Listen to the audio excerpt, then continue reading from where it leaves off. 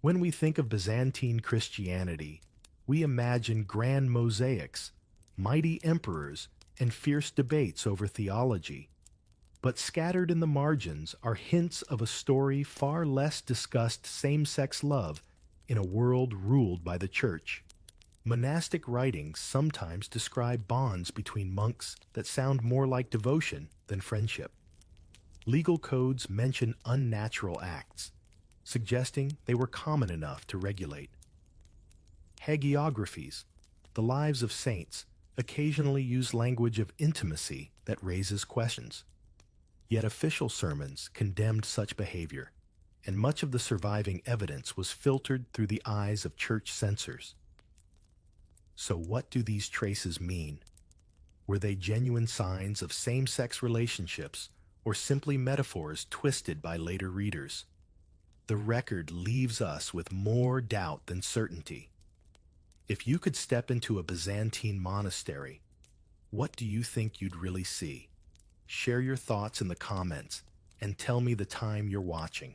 Subscribing is always your choice, but the next questions may challenge you even more. Silk rustles. The chandelier breathes. You are not alone in this palace. You are inside a rumor that walks on velvet feet. You pad along corridors where the marble keeps secrets better than people do. And your guide tonight is Gossip the Empire's unofficial courier service, faster than a courier on horseback and twice as creative. You can smell beeswax and myrrh, the warm scent of bodies pressed too close during a reception, and the faint brass of a lyre that stopped playing a heartbeat too soon. Court life in Constantinople works like a clock with extra gears, official ones for ceremony and law, and hidden ones for favors, jealousies, and the kinds of attachments the official chronicles pretend not to notice. You keep your voice low because the walls are staffed chamberlains, scribes, ladies in waiting, and those eunuchs who glide like swans across a reflecting pool. If you've ever worked in an office where HR writes the handbook, but the executive assistant knows where the real power sits, you already understand the Byzantine court. Start with a party because the palace loves one. You rise with the crowd toward the Chrysotriklinos, the golden reception hall where candlelight multiplies in the mosaics and makes halos for everyone, sinners and saints alike. The emperor laughs. The courtiers laugh harder. The wine hums in your chest, and you realize everybody here speaks two languages. The first is the polished Greek of state business. The second is a grammar of glances, how long a hand lingers on a sleeve, whether a bow is too deep, whether the head of the bedchamber, parakoimomenos, literally the one who sleeps nearby, smiles when a certain official arrives. That title sounds practical, but it doubles as a latitude line on the map of intimacy. Who gets to sleep near the emperor? Who stands watch outside the curtain, and who is invited in? Your sandals take you past eunuchs whose careers float on proximity. Basil, Lekapenos, illegitimate son of an emperor, master of the bedchamber, learned early that closeness to the sleeping monarch could be a kind of currency. You notice how he reads the room, how he places a promising singer near a powerful general, how he separates rivals with the efficiency of a chess player moving rooks. Nothing stated. Everything arranged. If you ask, is this proof, the court smiles with the calm of a cat on a sunlit sill. Proof is for notaries. Power prefers implication. Now the favored story making the rounds, Michael III and his blazing star, Basil the Macedonian. One is an emperor who enjoys racing horses and flipping the script on stiff ceremony. The other is a tall, magnetic newcomer who vaults from groom to royal favorite at a speed that makes veterans blink. Michael gives Basil gifts, a title, a sister-in-law, Eudokia. Ingerina, conveniently moved, like a chess piece, so that desire and dynasty can dine at the same table. You stand by a column and hear a courtier whisper, "They are closer than brothers." Another murmurs, "Closer than the law likes." Then a third counters, "Closer than envy can tolerate." Which line is truest at court? Truth is a braid, strands of affection, ambition, and theater intertwined. The historians will write around this. One chronicle praises Basil's loyalty. Another hints that Michael's affections compromised judgment. A diplomatic way to talk about feelings that dared to touch the emperor's robe. Your ASMR brain leans into the murmur of silken syllables, and you think of how modern tabloids publish what medieval courtiers performed live. Would you, in this candlelight, risk saying the quiet part loudly? Or would you shape your sentences with the rounded edges you hear tonight? Excessive familiarity, improper fondness, intimacy, unbecoming phrases that float like incense and leave everyone blinking but unburned.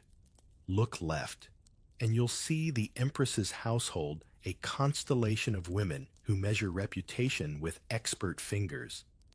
They know the difference between a flourish and a signal.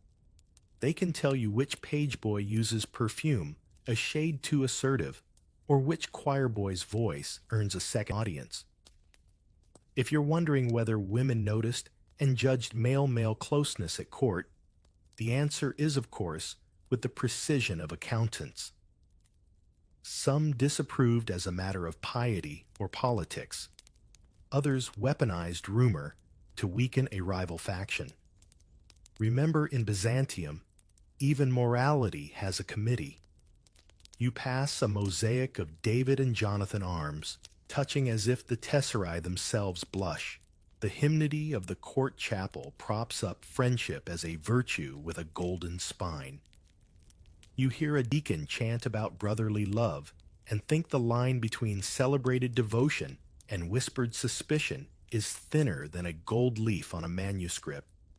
If male friendship is a cultural treasure, then what happens when affection spills beyond the frame? The answer in these halls depends on rank timing, and whether your enemies have better writers than you do. The etiquette manuals. Yes, even emperors have how-to guides, read like choreography, who stands where, who hands the emperor a towel, who kisses which shoulder. Etiquette is surveillance stitched to beauty. The court teaches you to touch with purpose, to smile with plausible deniability. You watch two young officials exchange compliments in language so sugary it would crack the enamel on a saint's tooth. You wonder whether they're flirting, currying favor, or both. And here's a question to keep you awake while pretending to sleep in a world where public ritual choreographs bodies so closely. How do you separate ritual affection from romantic affection? Are you sure you want to? Outside, the city coils around its hills. Inside,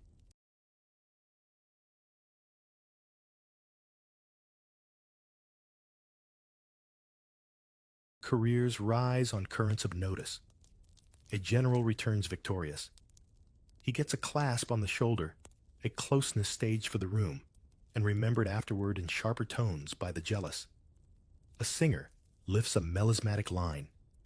The emperor's eyes soften. A rumor tightens like a lute string.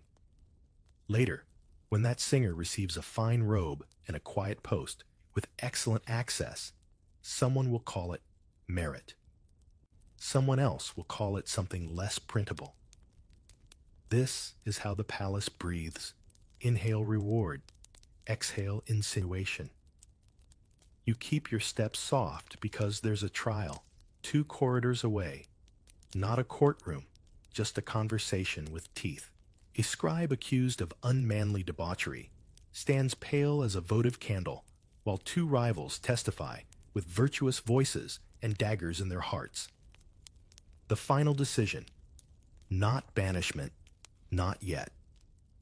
A transfer to a monastery copy room, and the kind of surveillance that feels like a hair shirt. Was the accusation true, or merely useful? The court shrugs and pours more wine. Your ears tilt toward the murmur of another corridor, where servants shuffle and sandals scrape against polished floors. The sandals echo longer out here, away from chandeliers and jeweled curtains into the dry air of the desert, where stone monasteries huddle like fortresses of silence. You've traded the gossip of Constantinople for a wind that tastes of dust and olives, and the company of men who fled the city's temptations, only to discover new ones. Monasticism promises purity, fasting prayer, the renunciation of worldly ties. But you learn quickly that men who eat little and sleep on stone still carry hearts that thrum like anyone else's. You sit cross-legged on a rough mat in a cell where a candle guttering in sheep fat throws shadows that jitter across the wall. A monk leans near his brother, sharing scripture by memory. His voice is low, not for secrecy, but because, in a cloister, softness is holiness. The rule tells you, embrace your brother, call him frater, share his burdens. The practice shows you embrace can linger. Frater can mean more than comrade, and burdens can be shared with a depth not confessed to the abbot. You might ask, is this friendship in its highest Christian form? Or is it something the abbots prefer not to measure too closely? The desert fathers themselves left notes, little sayings, scraps of guidance scribbled like spiritual post-it notes for the future. Some warn against particular friendships, an innocent phrase with suspicious emphasis. A monk should not prefer one brother. Above the rest they write, lest affection become distraction. But isn't it human to have favorites? Imagine living in a monastery of 200 men, praying in unison, eating the same lentils each day. Wouldn't you find yourself drawn to one voice in the choir, one set of hands, more reassuring in the dark? One story whispers about Simeon the Fool, that wild saint of the 6th century who pretended madness in the streets of Emesa. Behind his antics, he maintained bonds with fellow ascetics who tolerated his jokes and odd affections. Another tale recalls John Climacus of Sinai writing in his Ladder of Divine Ascent that some bonds can be ladders to heaven, but others lead to pitfalls. How did one tell the difference? Climacus leaves you with riddles instead of definitions, as if even he felt the lines blur when brotherhood deepened. You watch novices carrying water jars, backs, bent faces sunburned, while an older monk steadies the load with a hand on the shoulder. The gesture is practical, yes, but it lingers a breath longer than necessary. You wonder if anyone notices. In fact, they all notice. The monastery is an aquarium where every motion reflects in 100 eyes, yet few speak. They bury observation under more psalms, trusting God to sort between holy affection and something else. If you've ever been in a dormitory where gossip about who sits by whom at lunch turns into small legends, you already know how monastic rumor operates. Pilgrims visiting monasteries sometimes returned home with curious tales. They spoke of brothers so devoted that they shared not just prayer hours, but beds claiming warmth was necessary in drafty cells. Was it a practice carried from soldiering where comrades in tents did the same?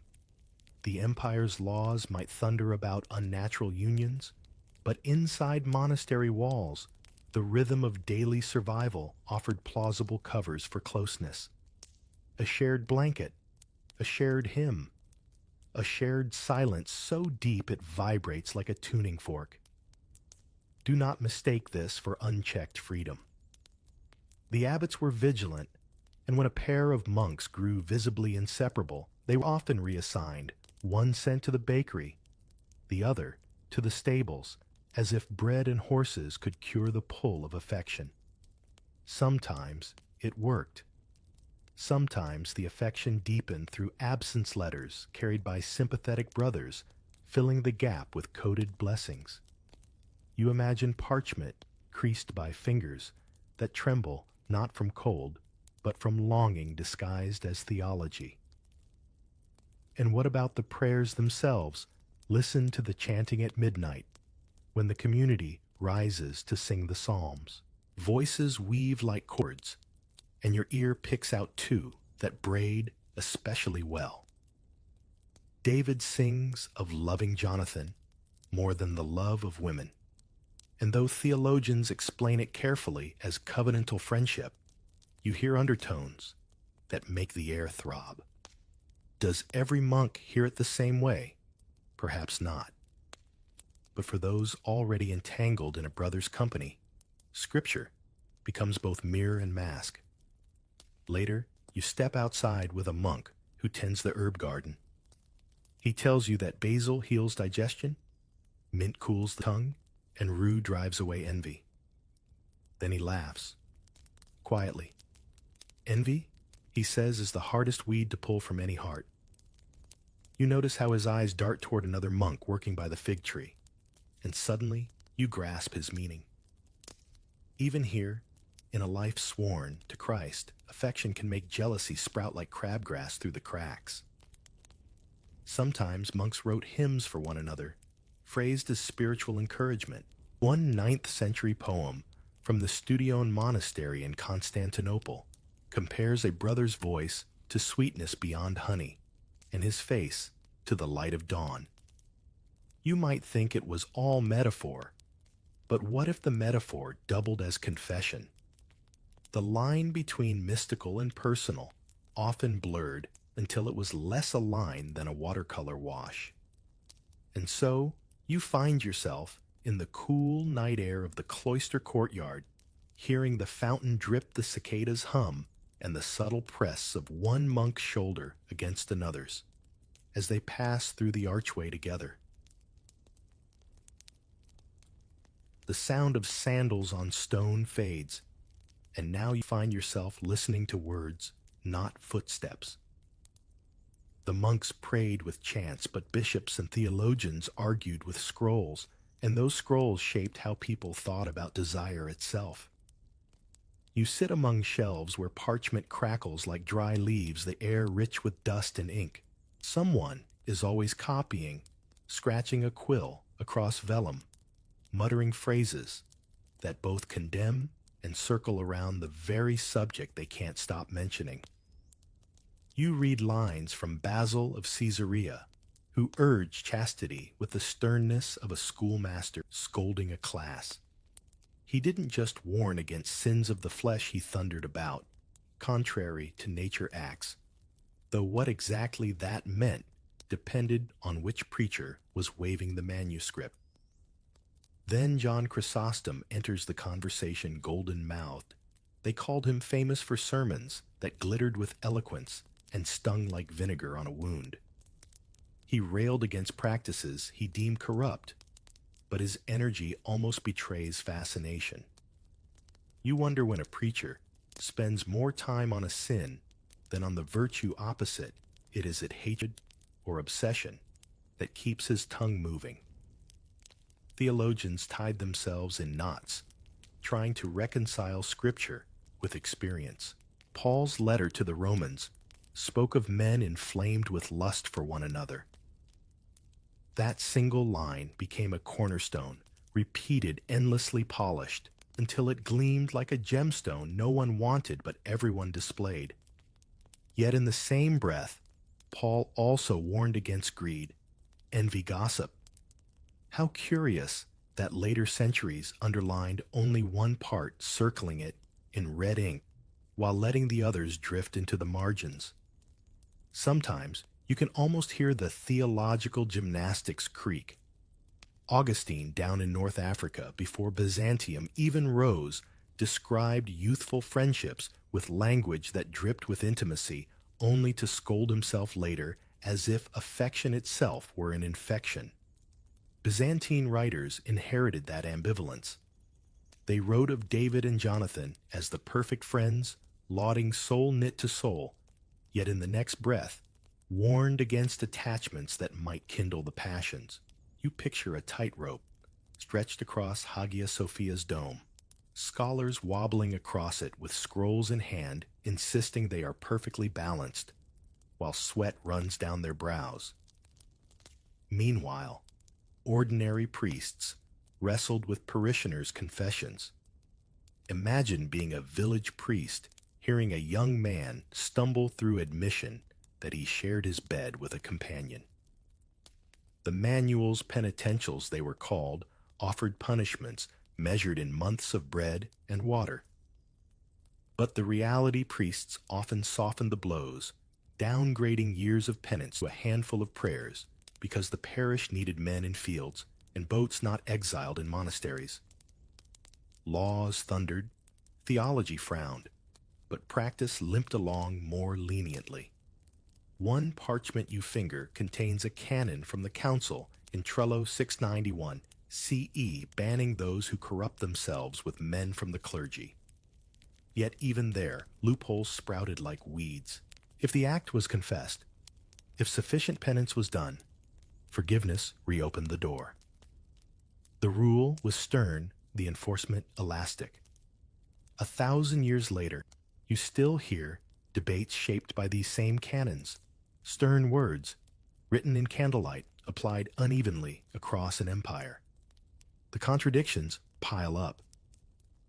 Homilies denounce unnatural love, yet Byzantine hymnography gushes about the sweetness of union with Christ using imagery that feels almost bodily.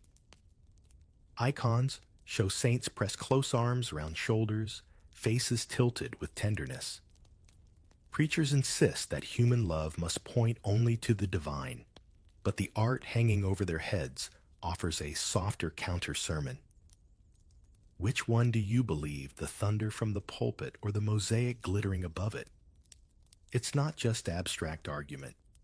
Real emperors leaned on theology to polish their own image.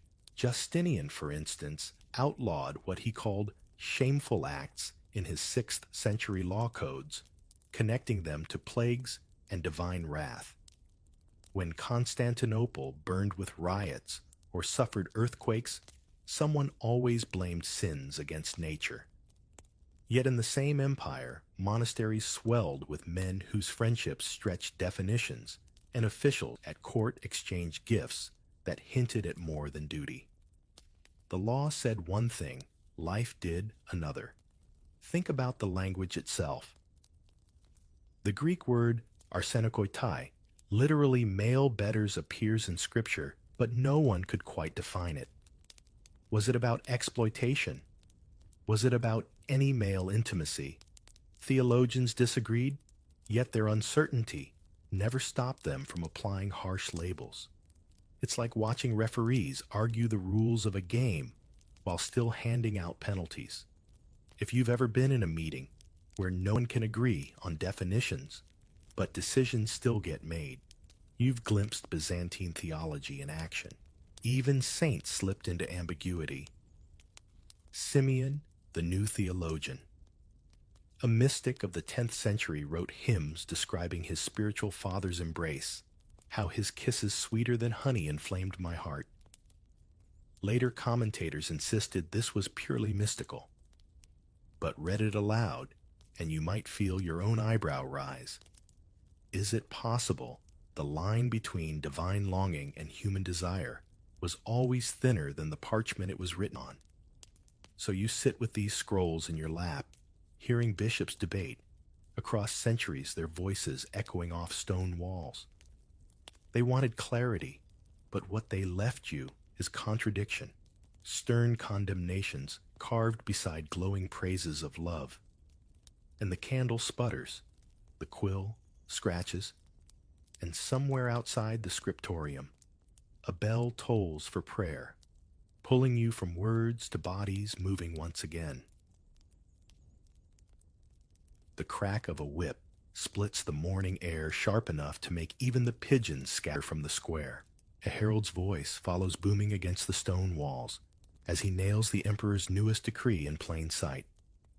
In Byzantium, Law never arrives quietly. It parades.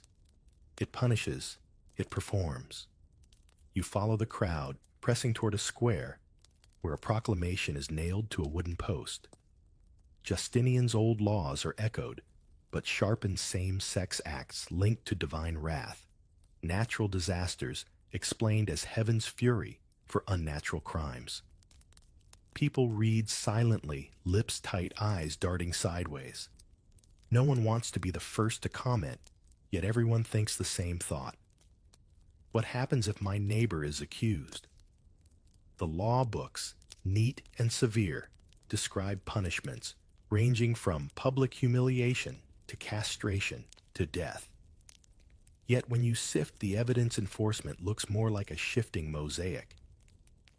The empire thundered when it needed scapegoats after plagues, after fires, after defeats against Persians or Arabs. But in quieter years, officials looked away, the scrolls resting quietly in archives. In other words, law was less about morality and more about timing.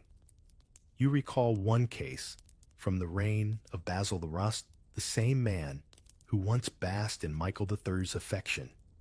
He issued strict laws against male-male intimacy, yet court whispers suggested he had lived in just such intimacy himself. Hypocrisy, or simply the Byzantine way, condemn publicly what you privately tolerated. If that sounds modern, it should. Think of leaders today who campaign on virtue, while scandals trail behind them, like tin cans tied to a wagon. Byzantium did it first, only with more incense and icons. Consider Leo VI, nicknamed the Wise.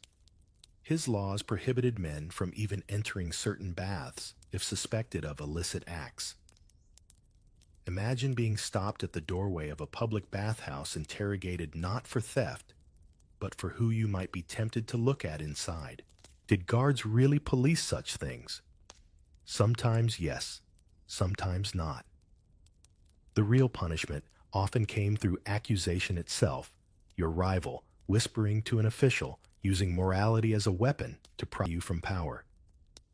You walk with the crowd past a court trial. A defendant stands pale, charged with contrary practices.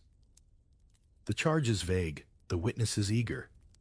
The judge quotes scripture, then the law code, then a saint's homily layering authority like bricks on a wall. The accused barely speaks. His fate will depend less on truth than on whom he has angered. It is theater with consequences, a play where the script is already written. But here's the twist. Ordinary people did not always take the law at face value. Records hint at locals mocking the idea that earthquakes were caused by sins of the flesh. After all, why did earthquakes not strike the markets, where greed reigned unchecked? Why not the palaces, where corruption fattened? Some peasants muttered that such laws were excuses, diversions from real failures of leadership.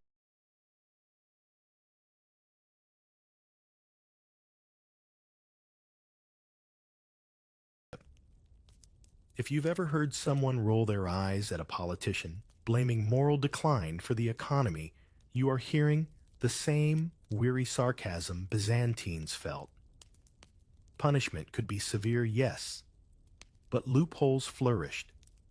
Wealthy defendants bought leniency with gifts to bishops. Monks caught in particular friendships were reassigned rather than executed. Priests who faltered received penances but kept their posts. The spectacle was harsher in law than in life, but the threat hung heavy, shaping behavior through fear. Even if you escaped punishment, the accusation alone could hollow your reputation like rot under painted plaster. You pause at a bathhouse entrance, steam curling out. Officially, strict eyes monitored such places, but in practice, they became social centers where men sought warmth, gossip, and sometimes more. Every splash echoed against laws that tried and failed to suppress what bodies remembered. Laws wrote one story. Water and flesh wrote another. Byzantium in this sense was not unique. The Roman Empire before it had laws the Latin West after it would as well. What makes the Byzantine scene sharper is its paradox, an empire draped in crosses and mosaics led by rulers who thundered about morality, yet whose own courts thrummed with stories of affection that did not fit the law. And so you leave the square with the proclamation flapping in the wind, parchment cracking, people whispering. A beggar mutters that nothing has changed. A scribe scratches another copy of the decree into the city records.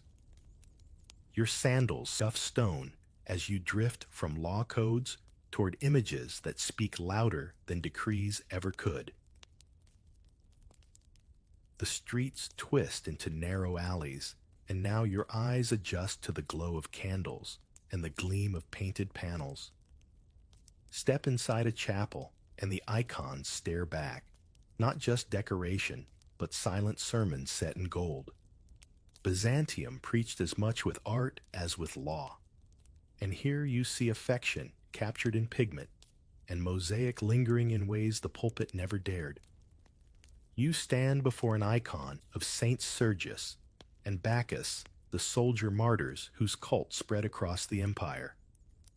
Their portraits show them side by side, their names linked like brothers. But look closer. In some depictions, Christ stands between them, his arm extended in blessing, joining the pair with a gesture borrowed from wedding imagery. The Church later called them companion martyrs, but whispers claimed they were bound by more than military service. If you tilt your head, you can see why worshippers felt that tenderness radiating. Is it friendship sanctified, or something deeper slipped into the paint by a sympathetic hand? A choir warms up in the corner, chanting hymns for Vespers. The words lift David and Jonathan again, praising the love that surpassed the love of women. This line, sung in candlelight, strikes different chords depending on who listens. To some, it's devotion without blemish. To others, it rings of something more intimate, especially when voices linger on the phrase knit together. Imagine sitting in that pew, hearing the notes stretch, wondering if the monk, 2 seats down, hears the same undertones. Art and music carried a grammar of longing that no law could erase. In a mosaic from Ravenna, Christ leans toward John the Beloved, their faces closer than casual. Byzantine hymnographers composed verses about yearning for the embrace of the divine, and sometimes the divine looks suspiciously like a human figure standing nearby. The language of eros, carefully justified as metaphor, slipped easily into the mouths of singers and the ears of worshippers. You wander into a scriptorium, where an illuminator bends over a manuscript, adding color to a miniature of 2 saints embracing. The brushstrokes are delicate, affectionate. Scholars today debate, was this just conventional symbolism, a shorthand for loyalty? Or was it, in some cases, a quiet acknowledgement of bonds too strong to categorize? The line between veneration and affection blurred until no one could tell whether the paint was about heaven or earth. Meanwhile, ordinary believers carried their own interpretations. Imagine a sailor lighting a candle before Sergius and Bacchus, whispering prayers for his companion back on the docks. Or a widow kneeling before an icon of 2 saints locked in brotherly embrace, asking God to bless the memory of her son's closest friend. The art provided cover. Everyone could project what they needed onto it, and no priest could read every thought behind every bowed head. The chants swell, and the acoustics of the chapel make the notes hover like incense. When singers praise the Virgin, their words dripped with imagery of beauty and desire. Some hymns even use language about breasts and kisses, supposedly about divine nurture, but rich enough that listeners could not miss the sensual undertone. Did people squirm? Did they blush, or did they simply accept that the language of love was the only language strong enough to describe devotion? Consider how Byzantine poets borrowed imagery from classical antiquity. They still read. Plato still remembered Sappho, still lived among fragments of Greek tradition that celebrated desire in many forms. Christian poets baptized that vocabulary, repurposing it for saints and martyrs. But words have memories. A phrase about sweet lips or longing embrace could never be scrubbed entirely of its earlier meanings. You picture a congregation nodding through a hymn, each person layering their own associations onto the melody. Sometimes bishops noticed. They scolded hymnographers for language too lavish, too suggestive. Yet the songs survived copied again and again in manuscripts. Censors could cross out a line in a law code, but who dared erase verses that entire choirs had memorized? Once art and song entered memory, they were harder to police than a bathhouse. The longer you stare at these icons, the more you realize they are double mirrors. One surface reflecting the piety the empire wanted, another reflecting the affections people lived. Mosaics didn't shout. They whispered, and their whispers carried farther than decrees nailed in the square.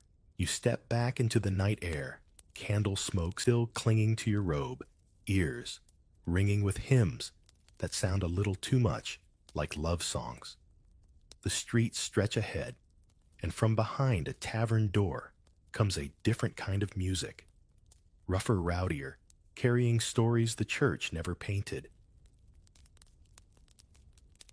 The tavern door swings wide, spilling out smoke, laughter, and the sour, sweet smell of cheap wine. Step inside, and you leave behind the world of bishops and mosaics. Here the floor is sticky, the benches are rough, and nobody bothers with theological gymnastics. This is where the empire's ordinary sinners lived their truths, not in law codes or hymnals, but in glances traded over clay cups. A sailor claps another on the back arms, slung across shoulders as they drink. They sing bawdy songs about battle storms and the women, or sometimes the men they left behind. Out on the docks, bodies packed together in cramped ships, affection sprouted in predictable ways. Months at sea bred bonds stronger than rope, and when they returned to port taverns, absorbed the overflow. Were these relationships labeled or judged? Only if someone important chose to notice. Otherwise, they were just more stories, lost in the foam of spilled ale. In one corner, two young apprentices sit close their heads, nearly touching as they share a loaf of bread. To anyone else it looks like friendship, but the hush between them, the way they avoid others' eyes, tells a different story. Nobody writes chronicles about them.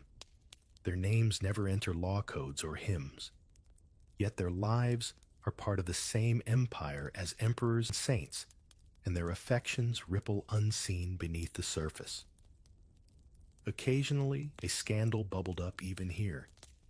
A brawl might break out when jealousies boiled, and suddenly, accusations of unmanly behavior flew as weapons sharper than knives. Not because the crowd cared about morality, but because the insult stuck, branding a rival with shame. Words in taverns had consequences. A careless jibe could follow a man back to his workshop or his regiment. If you've ever seen co-workers sling gossip that turns into a reputation, you know exactly how fast a casual remark could harden into destiny. The empire's storytellers noticed too. Some Byzantine jokes survive in collections, poking fun at effeminate men, mocking their speech or clothing.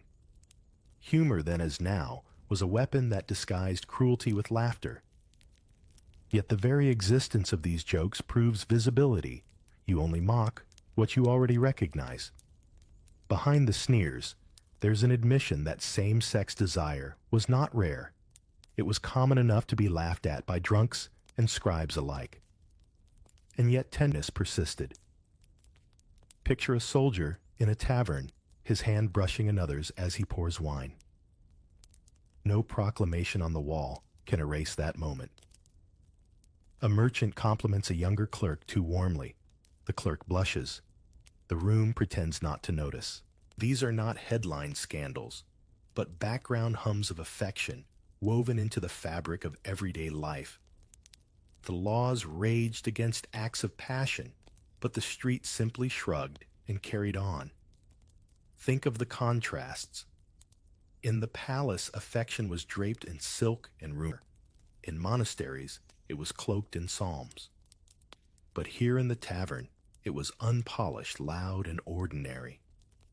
You hear laughter as one man jokes that his companion is prettier than the empress's portrait, and the table roars.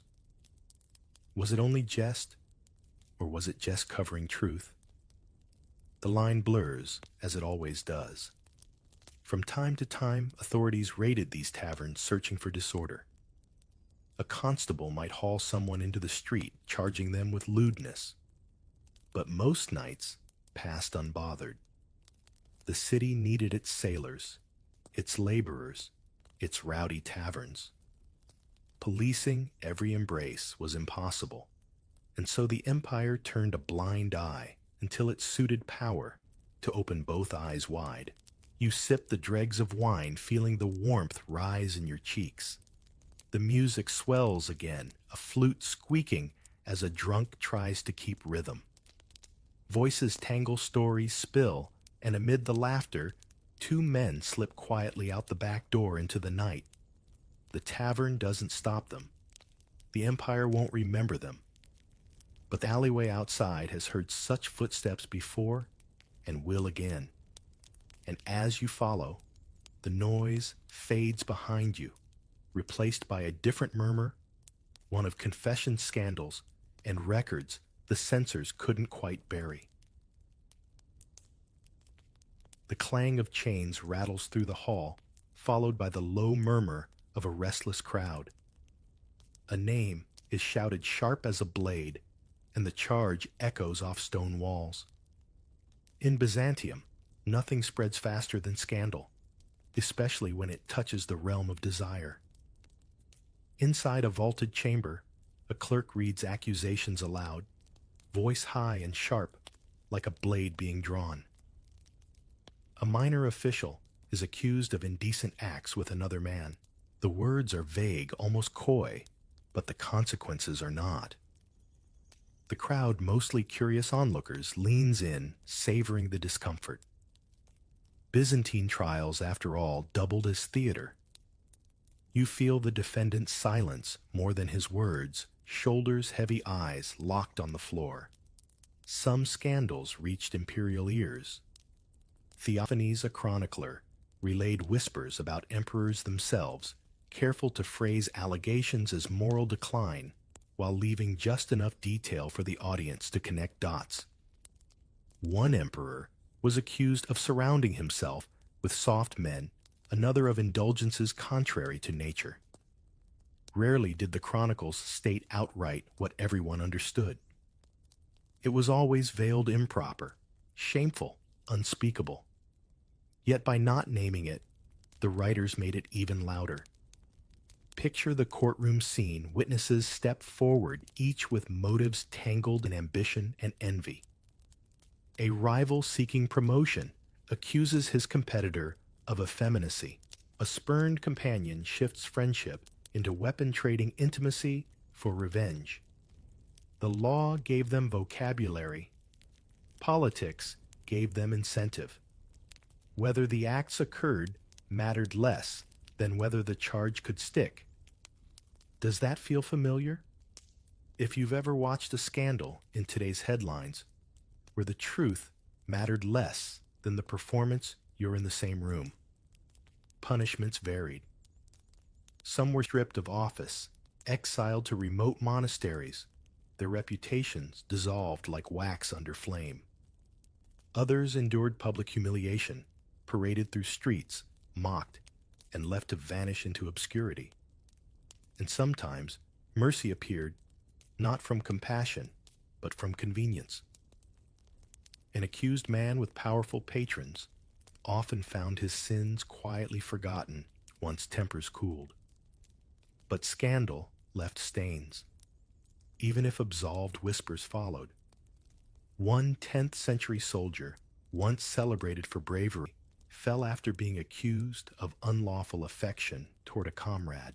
The charge might have been exaggerated, but the damage was permanent. His name survived only in fragments, usually footnotes about shame. That silence tells you more than any sermon in Byzantium. To be accused was often to be erased. Still, these trials reveal what ordinary documents hide. They prove that same-sex relationships were not abstract fears of bishops, but lived realities close enough to spark envy and strong enough to threaten reputations.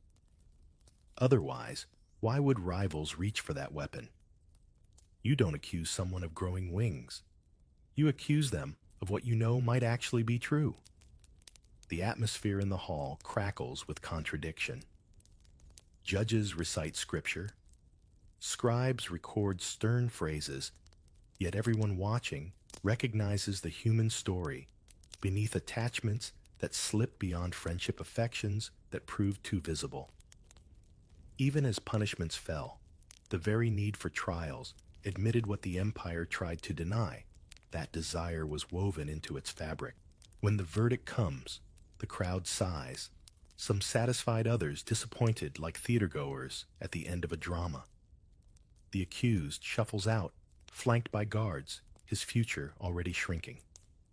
Outside, the city resumes its rhythm. Markets open, bakers shout, children chase dogs. Yet the scandal lingers, traded in alleys and taverns long after the trial. You leave the hall with the crowd feeling the air colder, your ears still ringing with accusations. Somewhere beyond these walls, secret sanctuaries wait, places where such affections could breathe without the gaze of judges. The streets empty as night presses in, and the city seems to fold into itself. But if you keep walking past the guarded squares, past the taverns loud with laughter, you find the doors that do not announce themselves. Hidden sanctuaries are everywhere in Byzantium, though they rarely look like cathedrals. A half-shuttered workshop, a candlelit storeroom, a quiet corner of a bathhouse, these are the places where affections too fragile for daylight found room to breathe. Step into one such room, and the air is thick with beeswax and secrecy. Men gather quietly, not in the hundreds, like a liturgy, but in handfuls. Their voices are hushed, not from guilt, but from survival. Here vows of brotherhood are exchanged with touches disguised as blessings. Psalms are whispered, but the cadence feels closer to confession than worship. A kiss on the cheek, meant as ritual, lingers just a fraction longer. No bishop watches, no herald takes notes, only the walls keep the record. Secrecy bred its own codes. Friends addressed each other as brother, but in tones weighted with extra meaning. Letters were written with phrases of loyalty that doubled as declarations. A line about unceasing memory and prayer could mean much more when two men knew the code. You imagine hands trembling over parchment, dipping quills again and again to cover affection in layers of pious ink. Have you ever texted someone with words that said one thing but meant another? Byzantium had its own version of that. Some sanctuaries were less hidden than they seemed. Monastic cells doubled as havens, especially when an abbot looked the other way. A pair of brothers might rise early for prayer, but before the bells, they carved out moments of closeness that made the day bearable. Their bond was their refuge, even if official teaching scolded such attachments. For them, secrecy was not about shame. but about protecting what they valued most from intrusion. Legends grew around certain meeting spots. In Constantinople, the bathhouses were notorious. Officials warned that they tempted men into unlawful acts, but the warnings themselves served as advertisement. Steam-clouded vision water, hushed footsteps, and tiled walls muffled whispers. To step into the hot room was to enter a liminal space where rules softened, where touches could be explained away as accidents. Authorities raided sometimes, but even raids proved the place's reputation. Why police what no one believes exists? Others preferred the cover of festivals. During masquerades, when faces were hidden behind masks and streets filled with torchlight, men could slip through crowds, meeting in alleyways, without fear of recognition. Noise protected them, disguise shielded them, and for one night, desire walked freely. The next morning, the masks returned to storage and silence resumed, but memories clung longer than incense. You notice how rituals themselves could be repurposed. In some circles, adelphopoiesis, a rite of brother-making, was celebrated with prayers, candles, even the sharing of the Eucharist. Officially, it bound two men as spiritual brothers joined in loyalty for life. But in practice, some used it as a cover for relationships that would otherwise have no blessing. Critics later tried to erase or redefine it, yet traces survive in manuscripts, proof that people carved sanctuaries even out of official liturgy. Every empire has its hidden rooms, but Byzantium's were especially alive because of its contradictions. Publicly, the law threatened. Privately, desire persisted. If the palace and the pulpit pushed people into shadows, the shadows answered with creativity. Hidden sanctuaries were not just places. They were strategies, ways of turning the empire's strictures into silence where love could survive. Tonight, as you step out from one of these spaces, you hear the muffled laughter fade into the hum of the city. Beyond the sanctuary walls, the empire still fights, wars, endures plagues, and chases enemies across borders. Those storms will reshape attitudes as fear always does, and even the secret places will feel their pressure. The night sky glows faintly red over Constantinople, not from lanterns, but from distant fires where raiders pressed too close to the city walls. War was always on Byzantium's horizon. Persians, Arabs, Bulgars, Crusaders, and with war came fear. And fear always needed an explanation.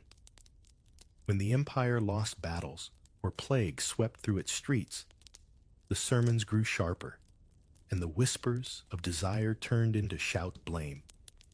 You stand among a crowd listening to a preacher thunder from the steps of a church. He raises his arms toward the heavens, insisting that famine and invasion are punishments for the empire's sins. What sins he names greed, pride, neglect of the poor.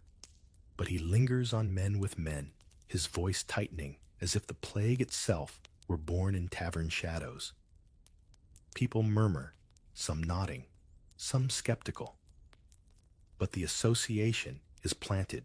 Disaster equals divine punishment, and forbidden desire becomes the easy scapegoat. During the plague of the 6th century, Justinian's court linked outbreaks to moral corruption. Laws against shameful acts were dusted off and recited again, as if ink on parchment could cleanse air of pestilence.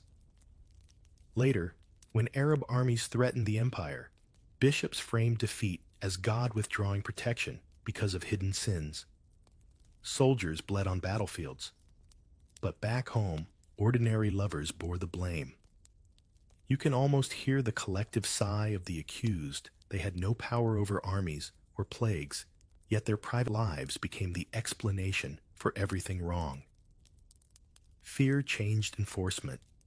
In quiet times, laws slumbered tucked away in codices, but when famine struck or invaders loomed, officials turned zealous. Trials multiplied.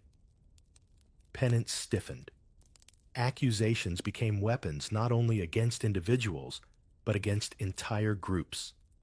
It was easier to point at unnatural acts than to admit that generals blundered or that the treasury was empty. If you've ever watched leaders today shift blame to moral decline instead of policy failures, you've already stood in this Byzantine square. And yet, resistance never vanished. Some monks quietly pushed back, writing that disasters came not from desire, but from neglect of justice and mercy. Ordinary people, too, rolled their eyes at the logic. A fisherman might mutter, "If God punished every sin, none of us would be alive." A market woman ladling lentils into a bowl could point out that greed in the palace looked more dangerous than affection in back alleys. Sarcasm was its own survival strategy. As the centuries passed, waves of panic repeated. The Crusades brought Westerners into the city, and with them came new layers of suspicion. Foreigners mocked Byzantines as effeminate. Byzantines countered by accusing Latins of arrogance and vice. Sexual slurs became political weapons hurled across cultural boundaries. The empire's identity, already under siege, wrapped itself tighter in moral rhetoric. Defining what was natural became a way to distinguish insider from outsider, loyal from traitor. You walk past soldiers drilling in a square, their armor clattering like a forge. Their discipline looks unshakable, but the sermons you overheard seep into their ears too. Some may laugh off the warnings, others may police each other more harshly. In times of crisis, suspicion grows like mold on damp stone. It spreads fastest in the dark. And so even bonds that once passed quietly began to carry risk. Still affection found cracks to hide in. Even as laws stiffened, the same taverns filled the same monasteries, hummed with whispered psalms, the same icons reflected tender faces. War and plague could tilt the scales, but desire did not vanish. It simply adjusted, ducking under sermons, waiting for calm years when scrutiny eased. And now, with the city's walls groaning under pressure and preachers crying doom, you step back into the street. The empire trembles, but not everything crumbles. Some stories slip past panic, surviving into futures where echoes of these struggles will still be heard. The empire finally buckles, and Constantinople's skyline, once all domes and glittering mosaics, fades into memory. Yet echoes of its struggles do not vanish. You feel them carried forward, stitched into debates that flare centuries later, still circling the same questions the Byzantines never settled.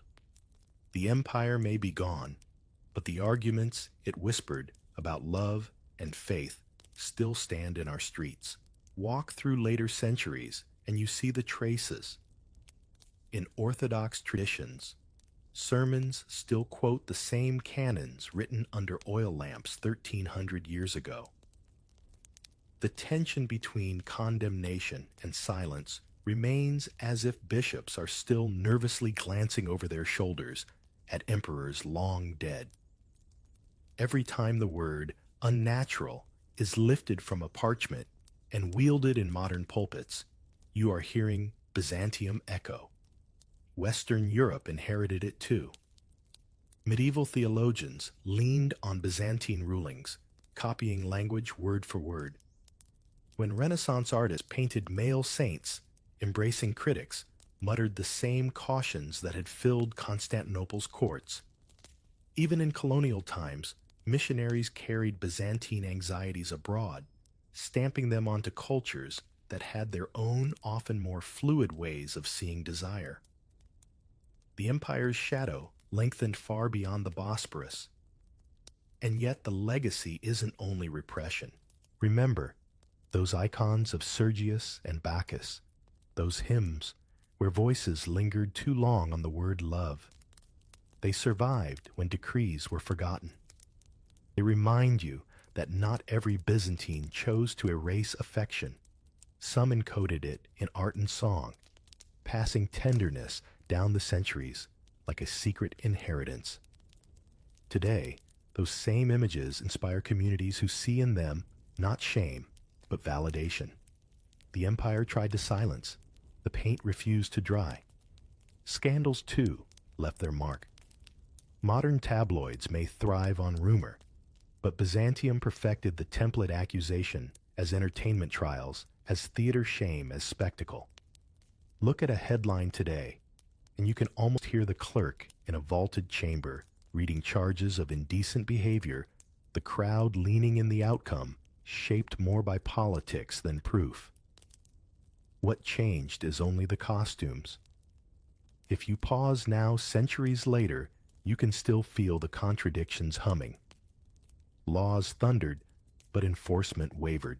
Preachers condemned, but art sang sweeter.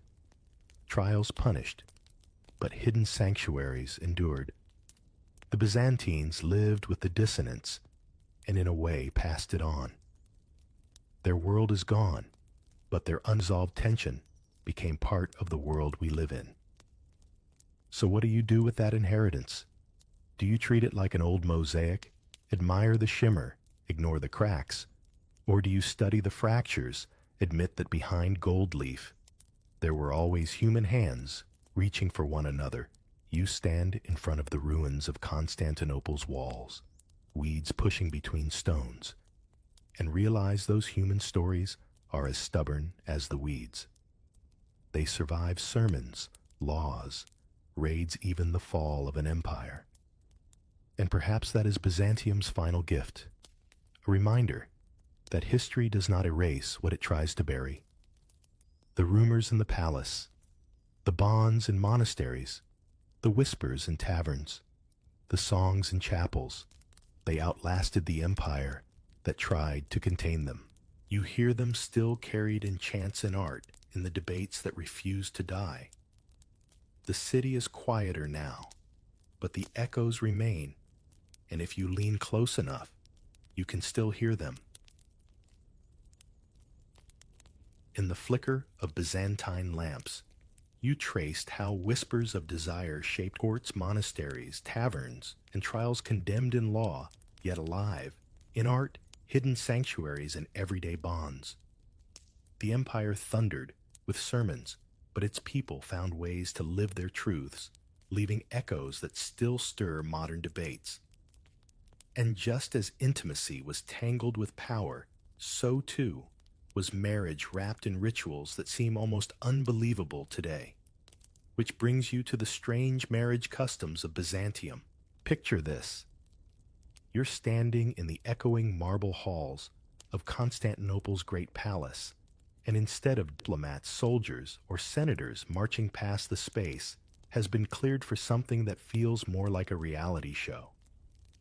The Hook Imperial Bride shows. Yes, the emperors of Byzantium didn't just stumble across their wives in candlelit gardens. They staged grand spectacles where eligible young women were paraded before the court. Imagine the tension.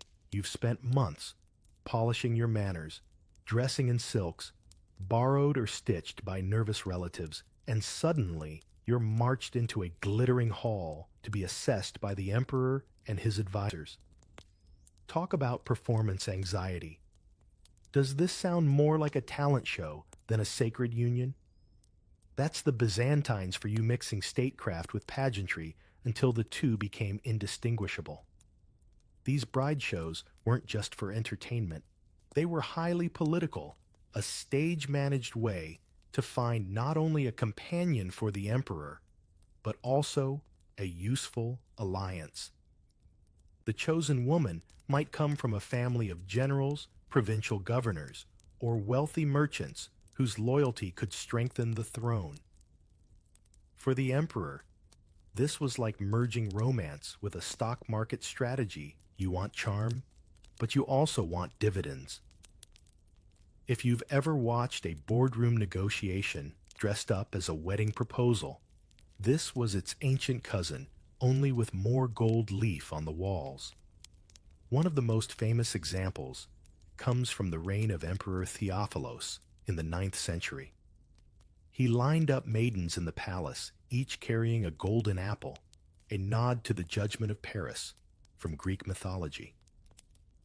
Theophilos wandered among them, scanning faces, jewels, and family names until he paused before Theodora of Paphlagonia. He placed the apple in her hands, signaling his choice. Sounds romantic, maybe, but the subtext was pure politics. Theodora's family connections promised him stability, while her reputation for piety made her a safe bet in the eyes of the church. The apple then wasn't a token of love. It was a contract disguised as fruit.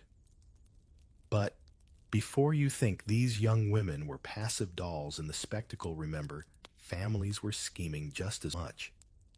Some arranged bribes to palace insiders, ensuring their daughters got better lighting or a front row place in the parade. Think of today's beauty pageants with contestants who mysteriously secure prime slots on television broadcasts.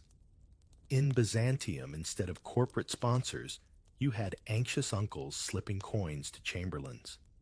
It wasn't always fair, but then again, has politics ever been? There was also the peculiar tension of modesty. While these displays required women to be visible, Byzantine ideals of femininity leaned heavily on restraint and humility. So you had this odd paradox. Girls were expected to stand out just enough to catch imperial attention, but not so boldly that they looked unvirtuous. How do you pull that off? It's like walking into a job interview where you need to dazzle without seeming like you practiced in the mirror all week. One step too far in either direction, and your family's ambitions could collapse. Of course, this entire practice raises the question, what about the emperor's feelings? Did he actually get to marry for affection, or was he merely another pawn in the game of Byzantine chess? Sometimes emperors fell for beauty or wit. Other times they bowed to pressure from advisors who whispered about alliances. And let's be honest, if your empire is threatened by Bulgarians to the north and Arabs to the south, you don't really have time to swipe right based on looks alone. The Imperial Bride shows also reveal something deeper about Byzantine society, the merging of myth, ritual, and politics. By reenacting the golden apple scene, the emperors cast themselves as heirs to ancient Greek legends while reinforcing Christian ideals of divine selection. It was a performance carefully designed to remind everyone that imperial power was sacred, inherited, and theatrically displayed. And if you're thinking this sounds like a medieval mix of Hollywood Oscars and a church service, you're not far off. Now consider what it felt like for those not chosen. Dozens of families invested resources, prayers, and political favors only to leave the palace with nothing but humiliation. For some, that failure meant fading into obscurity. For others, it sparked rivalries that simmered for decades. It's not unlike the disappointment of losing a high-profile job interview that your whole family pinned their hopes on, except here the stakes weren't personal careers, but dynastic survival. And so, under the glow of chandeliers and the eyes of whispering courtiers, marriage in Byzantium was elevated into state theater. Every sigh, every step, every embroidered hem carried the weight of empires. The hall may have looked like a place of romance,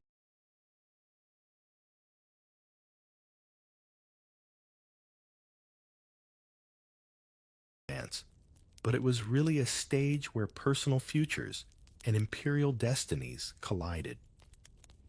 Once the emperor made his dramatic choice in those glittering halls, the next step was less glamorous, but far more decisive dowries. In Byzantine society, marriage wasn't sealed with kisses or flowery poetry, but with cold calculations of what each side could bring to the table. The bride's dowry land, gold silks, sometimes even entire estates, wasn't just a gift. It was the glue binding two families together, ensuring that loyalty, wealth, and political leverage flowed in the right direction. You might say romance took a backseat to accountancy. Doesn't it sound oddly familiar to modern prenups, except written in coins and olive groves rather than legal jargon? For ordinary families, assembling a dowry was like a full-time financial project. Parents saved for years, cutting costs, selling livestock, or begging distant relatives to contribute. Some dowries were modest: a few bolts of fine cloth, a servant or two, maybe a small patch of farmland. But for aristocrats, the numbers soared into jaw-dropping territory. Whole villages, vineyards and warehouses stacked with spices from the east could transfer hands in a single marriage contract. It makes you wonder, were some men marrying brides or annexing micro-empires? Take the case of Anna Damascene, the formidable mother of Emperor Alexios I Komnenos. Her dowry brought not only property, but also political clout that bolstered her family's position in Constantinople. In this world, a daughter wasn't simply a bride, she was an investment portfolio in human form. Her marriage could push a family up the social ladder or plunge it into ruin if the dowry wasn't competitive enough. And here's the kicker: if a woman's dowry was considered inadequate, her chances of securing a good match dwindled fast. Imagine being judged not by your personality, but by how many silk curtains your father could afford to throw into the bargain. Dowries weren't just about material wealth. They acted as legal safeguards for women. Should a marriage collapse or the husband die, the dowry was often meant to protect the wife from total destitution, in theory at least. In practice, powerful husbands sometimes absorbed the wealth outright, leaving widows with scraps. The Byzantine legal code tried to enforce fairness, but as anyone who has watched lawyers twist loopholes today can guess, rules were bent. The wealthier the groom, the trickier it became for the bride's family to reclaim assets. Do you see how the dance of marriage in Byzantium wasn't only about private lives, but a constant tug of war over property rights? The pressure wasn't limited to the elites. Even peasants had their version of dowry expectations. A farmer might save grain or livestock for years to marry off his daughter, knowing that failing to provide a proper dowry could doom her to spinsterhood. It's not unlike today's quiet anxieties over wedding costs, except instead of splurging on floral arches or a DJ, you were counting sheep and olive trees. The stress felt eerily familiar, a father pacing fields muttering, "If only that last harvest had been better." Yet despite all the tension, dowries carried symbolic weight too.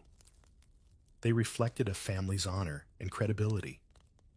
A poorly assembled dowry could tarnish reputations, while a lavish one could dazzle society, making gossip fly across the streets of Constantinople. Picture neighbors whispering behind veils. "Did you hear what so-and-so gave her daughter? 3 estates near Nicomedia and a chest of pearls."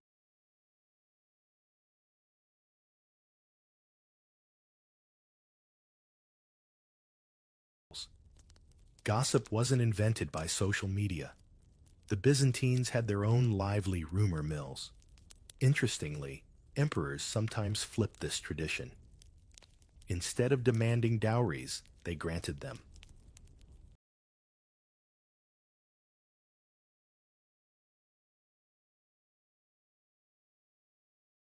When marrying off imperial daughters, emperors often showered their new sons-in-law with estates, palaces, and revenue streams, as if to say, "Welcome to the family, here's half of Anatolia."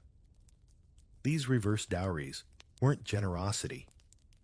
They were tools of control. ensuring loyalty from ambitious generals or foreign princes.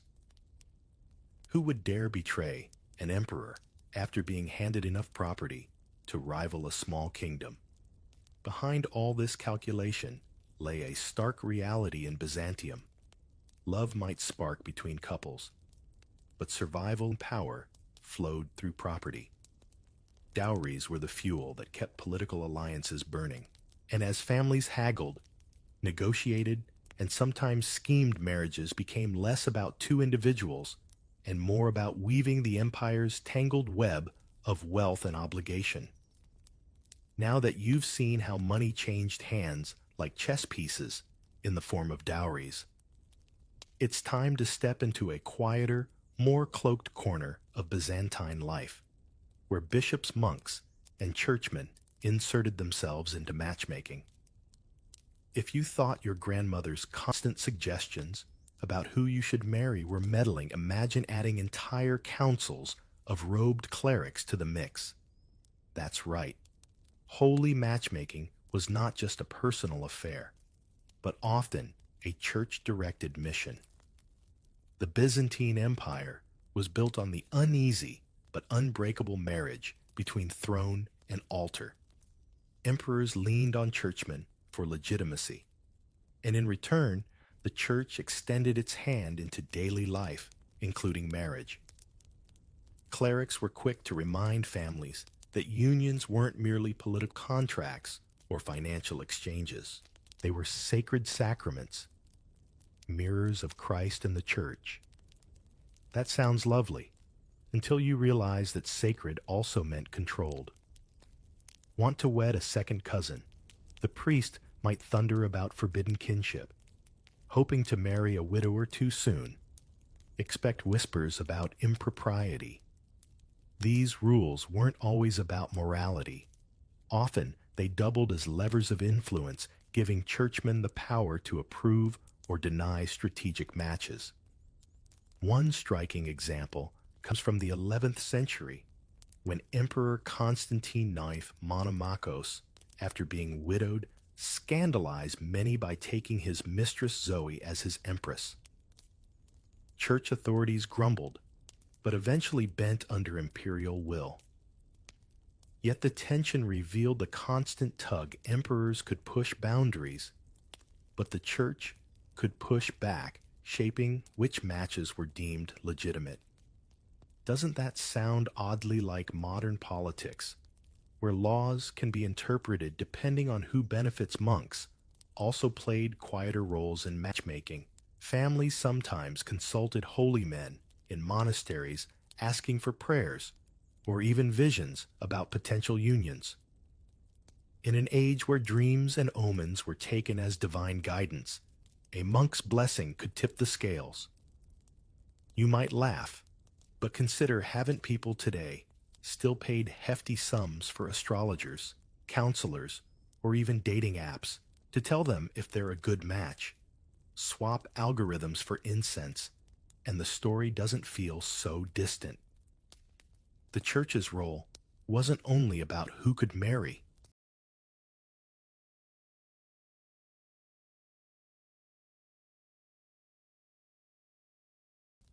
It was also about how. Byzantine wedding ceremonies became increasingly liturgical, layered with hymns, blessings, and symbolic gestures. Priests placed crowns on the heads of bride and groom wreaths, symbolizing both joy and martyrdom, reminding couples that marriage meant sacrifice as well as celebration. It was a fusion of theater and theology, turning what might have been a family feast into a solemn public witness. Imagine standing at the altar with a golden crown pressing into your scalp, while chanting choirs echo off marble walls. Not exactly the casual backyard wedding you might picture. Yet the heavy hand of churchmen could provoke resistance. Wealthy families sometimes tried to bypass clerical meddling, arranging secret engagements or rushing ceremonies before gossip reached bishops. But secrets rarely stayed buried in Constantinople, a city where even market vendors had opinions on imperial cousins. If word spread of a dubious match, it could spark not only sermons, but riots. Yes, riots because in Byzantium, theological outrage spilled into the streets. Ordinary citizens might storm forums or shout chants if they felt an emperor or noble had dishonored sacred marriage laws. Have you ever seen fans rage about a celebrity couple online? Now picture that intensity multiplied by thousands in the Hippodrome. Through it all, the church's involvement in marriage left a legacy both protective and controlling. On one hand, it sought to guard women from exploitation, insisting on clear vows and sacramental recognition. On the other, it reinforced patriarchal order, narrowing who could wed whom and when. The paradox is hard to miss. Rules meant to sanctify love also became barriers that reshaped society. And as the smell of incense lingered in chapels and the droning chants of priests filled basilicas, marriage in Byzantium remained less about whispers of affection and more about navigating the twin thrones of empire and church. Families knew it well: secure the bishop's nod or risk everything unraveling under heaven's disapproving gaze. Picture yourself at 15, barely done playing with dolls or sneaking honeycakes, and suddenly you're told you'll be married off to a man older than your father. Sounds shocking. Welcome to the Byzantine Empire, where age gaps in marriage weren't just common, they were expected. For elites, it was almost a rule of thumb. Teenage brides were matched with powerful men, often 2 or 3 decades older. And no one raised an eyebrow, because in their eyes, marriage was about consolidating wealth lineage and influence, not moonlit walks or whispered sweet nothings. Why did such pairings make sense in Byzantine society? The logic was practical if cold. Men were expected to establish careers, military service, or political clout before marrying. That meant many grooms didn't look for brides until their late 30s or 40s. By then, teenage girls fresh from convent schools or cloistered households were seen as pliable and fertile, perfect for producing heirs. The age difference wasn't framed as a problem, but as a guarantee experience on one side, childbearing years on the other. Doesn't it make you wonder how much of tradition was really just a polite excuse for imbalance? Consider Emperor Constantine VII. Porphyrogenitus. Married to Helena Lecapine when she was just 14, Constantine was in his mid-20s, a mild gap by Byzantine standards, yet still enough to highlight how youth was prized in women. Helena's father, the powerful Romanos Lecapeños, engineered the match to cement his control over the imperial throne. Did anyone care that Helena's childhood was abruptly swapped for palace politics? Probably not. To them, her personal story mattered less than the empire's continuity. Of course, such matches weren't limited to royalty. Across Constantinople's bustling neighborhoods, wealthier men sought young brides to secure heirs before their own health declined. Imagine the awkward family dynamics: a bride trying to adapt to a household run by her mother-in-law, while her husband already bore the wrinkles of middle age. It sounds almost like a script for dark comedy, doesn't it? And yet, this was daily life. The church, unsurprisingly, added its own voice.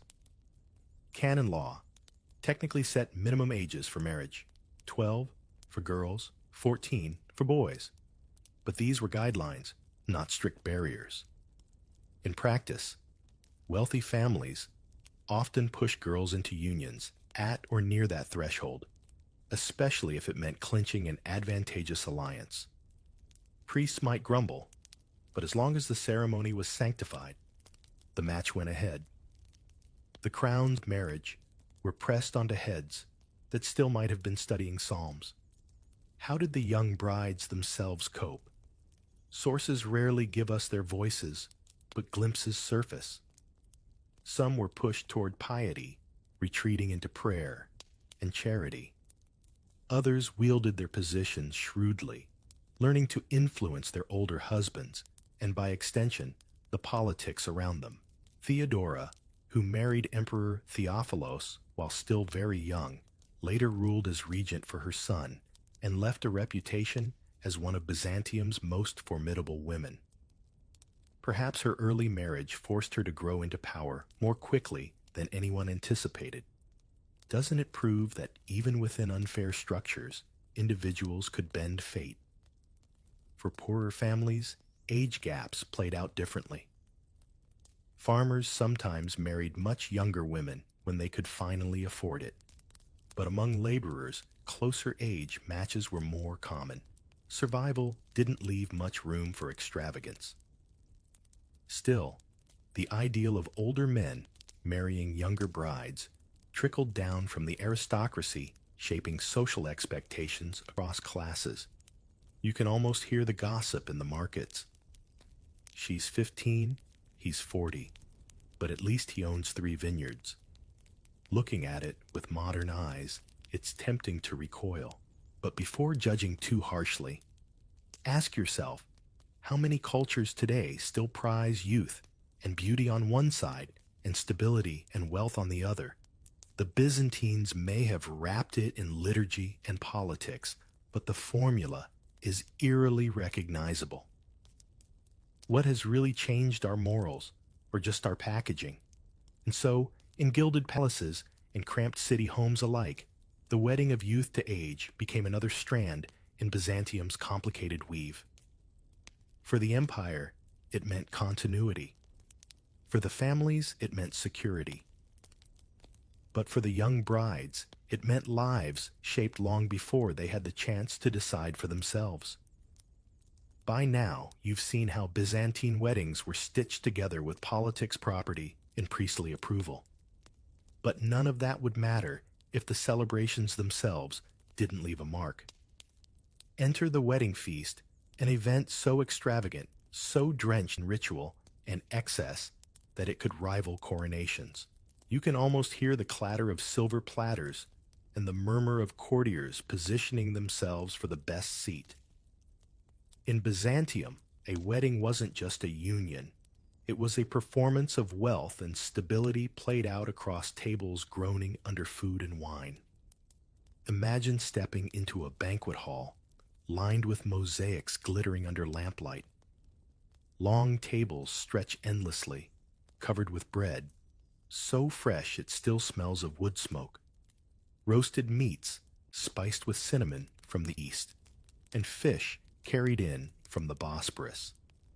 Servants weave through the crowd, balancing trays of honey cakes and sweetened wine, while musicians pluck lyres in the corner. You can picture the guests, nobles, bishops, soldiers, each watching one another as much as the food. Because here's the truth. The feast was as much about being seen as about eating. Isn't that still the case today, when wedding receptions sometimes feel like staged photo shoots? These feasts could last days. Chronicles describe celebrations spilling into the hippodrome, where races and public games honored the couple. Common citizens might be handed bread or coins, a clever way for the ruling family to remind everyone that imperial generosity flowed from the marriage. Think of it as ancient PR, but instead of hashtags, you got free loaves of bread and a seat at the races. Who would complain about that food carried symbolic weight too? Bread represented sustenance and stability, wine joy and blessing. Certain dishes were served not only for taste, but for meaning, nuts and fruits to suggest fertility, lamb as a reminder of sacrifice and purity. The Byzantines loved embedding theology into their menus. You weren't just biting into a fig, you were chewing on a symbol of prosperity. Doesn't it make you wonder how much of your own holiday meals are layered with symbolism you don't even notice? Of course, these spectacles also revealed inequality. While elites feasted on delicacies like peacock or stuffed swan, ordinary citizens were lucky to receive simple bread or stew. The gap between classes was never more visible than at a wedding feast. Yet in a society that valued hierarchy, no one seemed surprised. Guests took their portion as a reflection of their rank. Sit closer to the couple, enjoy finer wine. Sit further back, and you're lucky if the bread is still warm. Some things never change, right? Think about seating charts at modern weddings. Different tables for family, friends, colleagues. The Byzantines simply magnified the same principle, gilded with more ceremony. The emperors themselves often joined these spectacles. When imperial daughters married, the entire city was pulled into the pageantry. Fires lit up the night choirs, sang from balconies, and coins stamped with the couple's likeness were flung into crowds. It wasn't just a party. It was a declaration this union strengthens the empire. Imagine how intoxicating it must have been for the bride, barely a teenager, to walk into a hall where thousands cheered her new title. But amid the grandeur, there was also pressure. Families were judged on the quality of their feast. Too modest, and whispers spread that you were weak. Too lavish, and rivals accused you of arrogance. It was a balancing act, one that could make or break reputations. Wouldn't you feel the same pressure planning a party where every dish, every decoration, every seating arrangement could shift your social standing? And yet, for all its politics and symbolism, the Byzantine wedding feast remained at its heart a communal experience. Laughter songs, the clinking of goblets, these moments reminded even the most calculating aristocrats that marriages weren't only contracts. They were occasions for joy, where at least for a few days, alliances tasted like honey and power, smelled of roasted lamb. As the echoes of music and clinking goblets faded, the Byzantines shifted from the public feast to the quieter, yet equally symbolic moments of the wedding ritual. And here's where veils entered the scene, layers of fabric that weren't just decorative, but carried meaning so heavy they could rival the crowns perched on the couple's heads. If you've ever wondered why brides today still fuss over veils, Byzantium offers one answer: secrecy and symbolism stitched into every fold.